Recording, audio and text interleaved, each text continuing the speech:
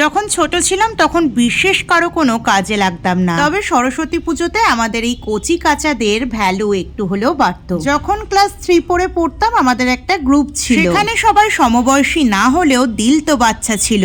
সবাই মিলে বেশ হৈ হৈ করে পুজোটা করতাম। পুজোর আগের রাতেই পড়াশোনার সব কটা বই মায়ের পায়ে রেখে দিতাম। তখন এত ফিটিং ফাটিং এর বালাই ছিল না। মা নিজের একটা ব্লাউজ কোনো রকমে আমার সাইজে মুড়ে দিত, সেটার সাথে একটা সিল্কের শাড়ি পরে সকালবেলায় বাবার সাথে চলে যেতাম স্কুলে সরস্বতী পুজোর টিফিন নিতে। তারপরে বাড়ি এসে একটা হোম থিয়েটার বক্সে দেদার গান চালিয়ে হুল্লোড় করতাম সবাই মিলে। তারপরে যখন 6-7 তখন কোচিনে সরস্বতী পুজো হতো। সে আগের দিন থেকে সব বন্ধুরা মিলে সাজানো গোছানো সমস্ত জোগাড় করা। পুজোর সকালে সব বন্ধুরা কোচিনে অঞ্জলি দিতাম, তারপরে আড্ডা মারতাম। আর 11:30-12টা নাগাদ সবাই মিলে বেরিয়ে পড়তাম স্কুলে খেতে। আমি যে স্কুলে পড়তাম আমার আশেপাশে বয়েজ গার্লস মিলিয়ে প্রায় 3-4টে স্কুল, সেই সব স্কুলের ঠাকুরগুলো গিয়ে গিয়ে দেখতাম সবাই মিলে। আর রাত্রেবেলায় কোচিনেই আমাদের দাওয়াত থাকতো, সেখানে গিয়ে আড্ডা মারতে মারতে খাওয়া দাওয়া হতো। শুরুটা আমি কলকা দিয়ে করলেও বাসন্তী দেবীকে আঁকার কোনো পরিকল্পনা ছিল না, তবে আঁকতে গিয়ে অনেক ছোটবেলাকার স্মৃতি